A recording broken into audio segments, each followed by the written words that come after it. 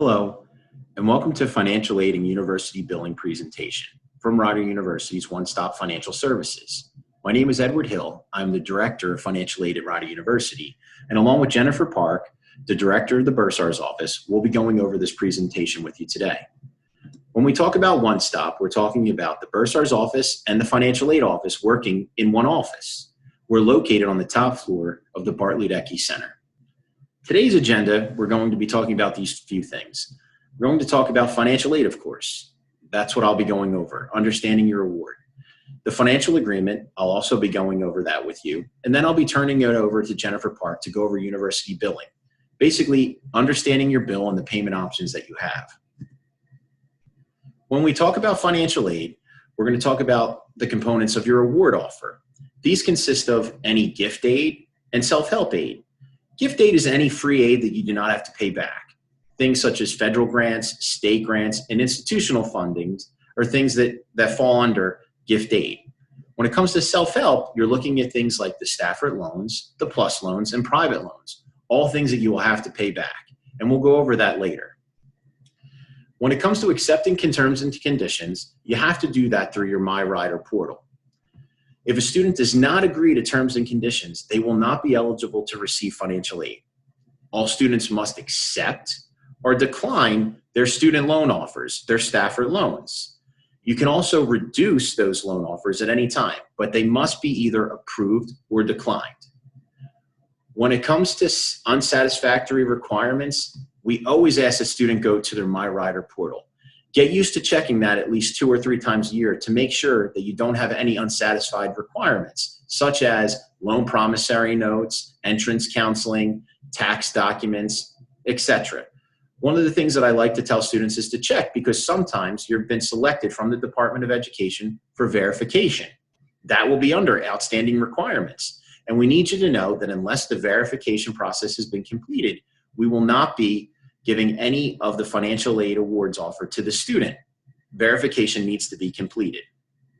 When it comes to outside agency requests, we're usually talking about TAG, which comes from HESA, the Higher Education Students Assistance Authority. In order for students to be eligible for TAG, HESA reviews everything by the FAFSA. So if you do not have a FAFSA on file, you will not be reviewed. And again, TAG is for any New Jersey student attending a New Jersey school. We talked about some loan document requirements for the Stafford loans. Basically, that consists of 3 things: master promissory note, entrance counseling, and you have to go to www.studentloans.gov. Master promissory note is a legal document that the students agree to terms and conditions to the loan and understand that it is borrowed money that will need to be paid back after the student is no longer attending school. Entrance counseling also has to be completed. Entrance counseling is information regarding the rights and responsibilities of a student borrower. And again, both can be completed here at www.studentloans.gov. When we talk about supplemental borrowing, so after the award, after Staffords have been done, we usually talk about these 2 things, either Parent Plus loans or student private loans. Parent Plus loan is taken out by the parent solely. It is for the student and will be sent to the school. Again, it is a parent that's the borrower. A simple credit check will go through after the application and funds will be received directly to the financial aid office. They can be completed online at www.studentloans.gov under the parent tab. When we talk about private student loans or alternative loans, this is a little different. This is taken out by the student and usually co-signed by a parent, grandparent, brother or sister, etc. They do a credit check, and the credit check both belongs to the student and the parent. And rates will vary then. You usually look at you usually look for fixed rate loans at this time, and they will all vary between different lenders. But I do ask that you should all shop when you're looking for a private loan. FICO allows you to look for not only mortgages, car loans, but also for private student loans. So basically what I'm saying is at the end of the day, if you go and apply for 3 different loans, the one with the lowest interest rate is the lender that you're going to use. And again, that's done year by year. for each year for the student that's here.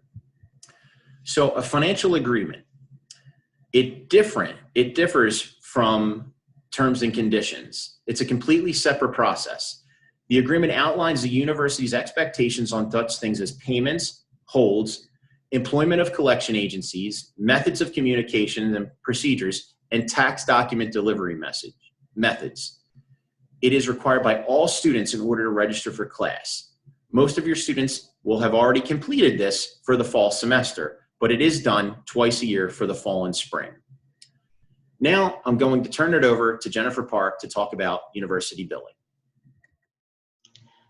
Now we are ready to explore the final part of our agenda today, billing, or in fancier terms, the bursar's office, and items related to, such as delivery and payment methods and understanding the statement. Ryder utilizes a paperless e-bill process in order to provide you the billing statements.